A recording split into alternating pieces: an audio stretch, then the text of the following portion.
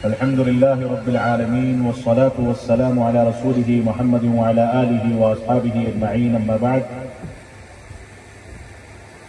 أعوذ بالله من الشيطان الرجيم. بسم الله الرحمن الرحيم. وذكر فإن الذكرى تنفع المؤمنين.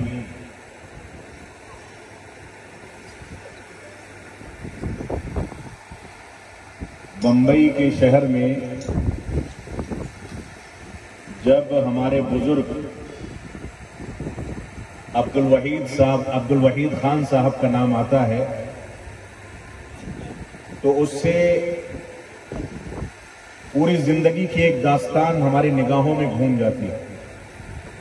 ان کا تقوی، پرہیزگاری، نمازوں کی پابندی، نیک کاموں میں بڑھ چڑھ کر کے حصہ لینا، اور کوئی سی بھی نماز ہو اس میں اگلی صف میں امام کے پیچھے پہلے سے موجود رہنا، یہ چند ایسی چیزیں ہیں جو آج تک ذہن و دماغ میں بیٹھی ہوئی ہیں.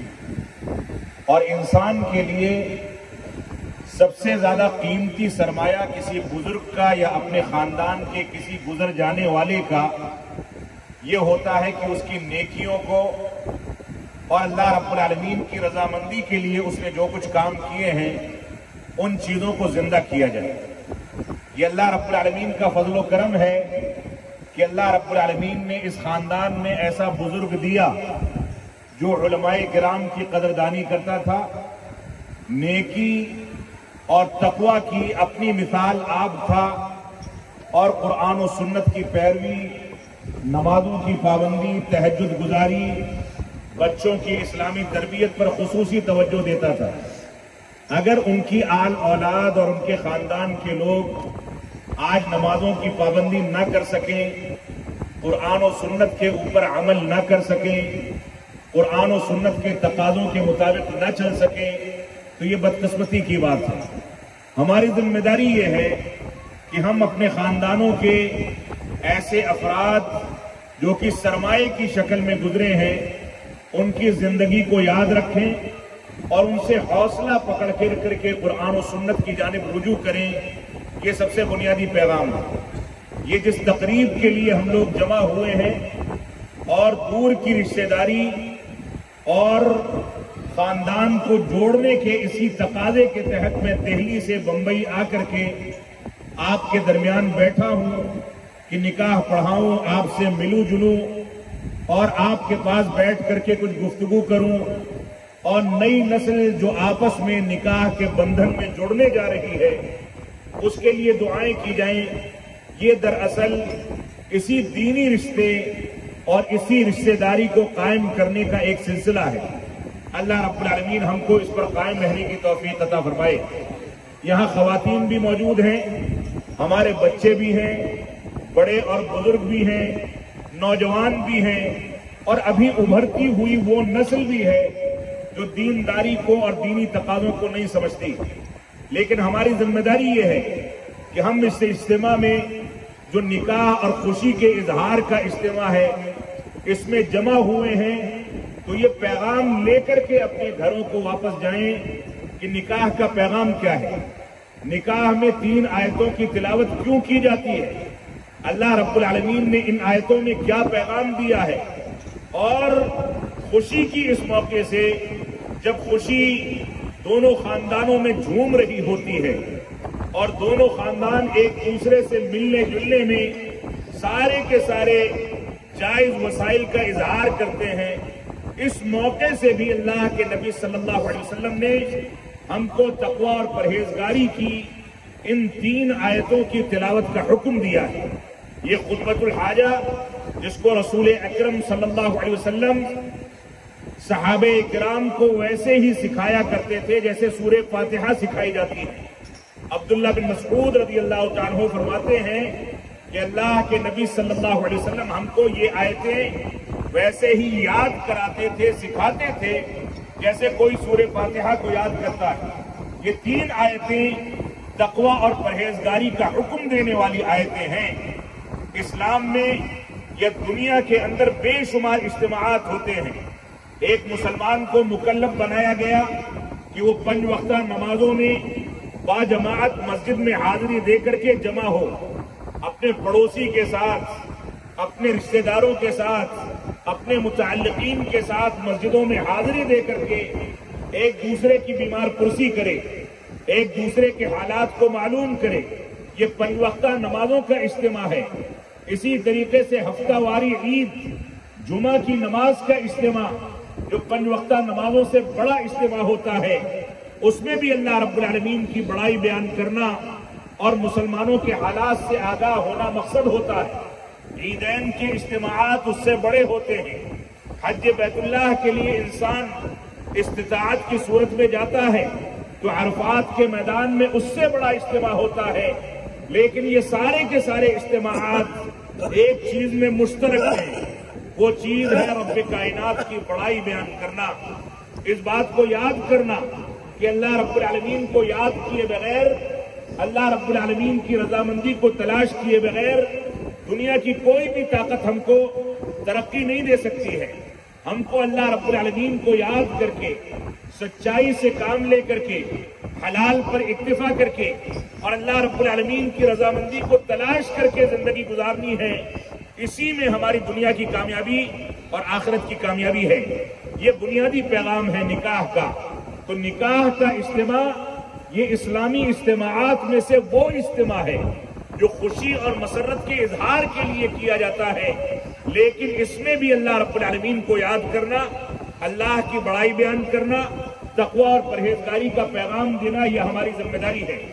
एक इज्तिमा वो भी होता है जिसमें इंसान अपने घर के बुजुर्ग को मय्यत की शक्ल में अपने ही कंधे पर उठा करके मिट्टी के हवाले करता है।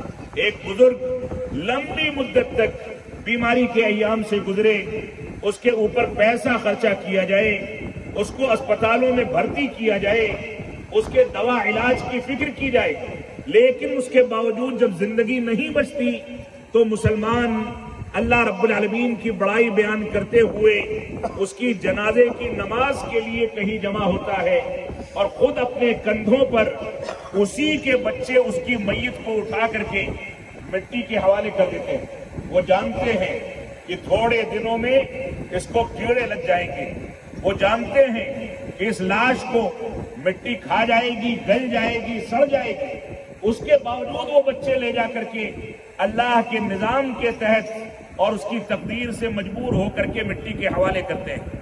ये इंसानी जिंदगी का दस्तूर है जो सब पर पलट करके आना है। आज किसी की शादी है, कल किसी की मय्यत होगी। आज किसी की मय्यत है, कल किसी की यहाँ खुशियां होंगी। लेकिन ये सारी की सारी चीजें अगर उस मुश्तरका निजाम के तहत अंजाम दी जाएं जो रब्बे कायनात की रजामंदी का निजाम है, अल्लाह रब्बुल आलमीन को खुश करने का निजाम है, अल्लाह रब्बुल आलमीन को याद करने का निजाम है, अल्लाह रब्बुल आलमीन की बड़ाई बयान करने का निजाम है, तो इंसान चाहे खुशियां मनाए या गम के अय्याम से गुजर रहा हो, हर सूरत में वो अल्लाह रब्बुल आलमीन से करीब होता है। जब रब्बे कायनात से करीब होता है तो फजूलियात से, पैसा फेंकने से, फजूल खर्ची से, चमक दमक से और हर उस चीज से बचता है जिससे इस्लाम ने हमको रोका है। ये बुनियादी पैगाम है इस तकवा और परहेजगारी का। ये तीन आयतें जो खुशी और मसरत की इस महफिल में अभी पढ़ी जाएंगी और पढ़ना मसनून है, इन तीनों आयतों में बार बार अल्लाह रब्बुल आलमीन ने हमको इस बात का हुक्म दिया कि ए ईमान वालो, अल्लाह रब्बुल आलमीन से डरो। ए लोगो, अल्लाह रब्बुल आलमीन से डरो और इस बात को समझ लो कि अल्लाह रब्बुल आलमीन ने तुमको मुख्तलिफ टोलियों में बांट जो दिया है। किसी को काला बनाया, किसी को गोरा बनाया। कोई उर्दू बोलता है, कोई भोजपुरी बोलता है, कोई अरबी बोलता है, कोई अंग्रेजी बोलता है, कोई काला है, कोई गोरा है, कोई हिंदुस्तान की तहजीब में रहता है, कोई अरबों की तहजीब में जिंदगी गुजारता है। ये सारी की सारी चीजें फर्क मरातिब जो है ये एक दूसरे के तारुफ के लिए, लेकिन बुनियाद, इम्तियाज, खुसूसियत, एक दूसरे पर फजीलत सिर्फ और सिर्फ तकवा की बुनियाद पर। लिहाजा ये तकवा अगर इंसान इख्तियार करेगा तो अल्लाह की जात से उम्मीद है कि वो दुनिया में भी कामयाब होगा और आखिरत में भी कामयाब होगा। आखिरी आयत करीमा में अल्लाह रब्बुल आलमीन ने फिर से तकवा की तलकीन फरमाई और फरमाया वक़ूलू क़ौलन सदीदा, لوگوں سچی بات کرو، کیونکہ سچی بات جب تم کرو گے تمہاری بگڑی کو رب کائنات بنا دے گا، تمہارے معاملات کو بہتر کر دے گا۔ اور اللہ اور اس کے رسول کی اطاعت کرو، جس نے اللہ اور اس کے رسول کی اطاعت کی وہ کامیاب ہے دنیا میں بھی اور کامیاب ہے آخرت میں بھی۔ یہ 3 آیتوں کا خلاصہ ہے۔ اس خلاصے کو ہم لے کر کے اس مجلس سے جائیں گے، اپنے خاندانوں میں لوگوں کو اس کا پاٹھ پڑھائیں گے، تب تو نکاح کی مجلس کا کوئی ثمرہ اور کوئی نتیجہ ہمارے سامنے ہوگا۔ اور یہی بنیادی مقصد ہے نکاح کے انعقاد کا، یہی بنیادی مقصد ہے 2 خاندانوں کو ایک کرنے کا، یہی بنیادی مقصد ہے 2 اجنبی لڑکے اور لڑکی کو ایک بندھن میں باندھنے کا، کہ اس بندھن میں بندھنے کے بعد بھی یہ تقوی اور پرہیزگاری، نمازوں کے قیام، تلاوت کلام پاک کے اہتمام، صحابہ کرام کے مقام کے اقرار اور مکمل طریقے سے قرآن و سنت اور منہج سلف اور منہج صحابہ کے مطابق زندگی گزاریں۔ یہی بنیادی پیغام ہے۔ یہ پیغام لے کر کے ہم کو ساری دنیا میں چلنا ہے، ہر خاندان کو جوڑنا ہے، ہر مجلس کا انعقاد کرنا ہے، ہر مسجد کو آباد کرنا ہے، ہر جگہ پر اللہ رب العالمین کی رضامندی کے لیے اسی مقصد کے تحت زندگی گزارنی ہے۔ یہ ہماری زندگی کا مقصد ہے۔ تو یہ 3 آیتوں کا خلاصہ ہے۔ دنیا کے اندر بے شمار تقریبات ہوتی ہیں، شادی بیاہ میں پیسے لٹائے جاتے ہیں، نشہ کرنے والے نشہ کرتے ہیں، شراب پیتے ہیں، بیڑی سگریٹ پیتے ہیں، اور نہ جانے کون کون سے ریت رواج اختیار کیے جاتے ہیں۔ لیکن اسلام کا پاکیزہ نظام یہ ہے کہ خوشی کے اس موقع سے بھی چند آیتوں کی تلاوت کریں، ایجاب و قبول کرائیں اور اس کے بعد ان کو رخصت کر دیں۔ یہ اسلام کا پاکیزہ نظام ہے، جس نظام کو سمجھنے کی ضرورت ہے۔ اب آئیے نکاح کی تقریب کا اہتمام کیا جاتا ہے۔ ان الحمد للہ نحمده ونستعینه ونستغفره ونعوذ بالله من شرور انفسنا ومن سيئات اعمالنا من يهده الله فلا مضل له ومن يضلل فلا هادي له واشهد ان لا اله الا الله وحده لا شريك له واشهد ان محمدا عبده ورسوله اما بعد فان خير الحديث كتاب الله وخير الهدي هدي محمد صلى الله عليه وسلم وشر الامور محدثاتها وكل محدثة بدعة وكل بدعة ضلالة وكل ضلالة في النار فأعوذ بالله السميع العليم من الشيطان الرجيم بسم الله الرحمن الرحيم يا أيها الذين آمنوا اتقوا الله حق تقاته ولا تموتن إلا وأنتم مسلمون يا أيها الناس اتقوا ربكم الذي خلقكم من نفس واحدة وخلق منها زوجها وبث منهما رجالا كثيرا ونساء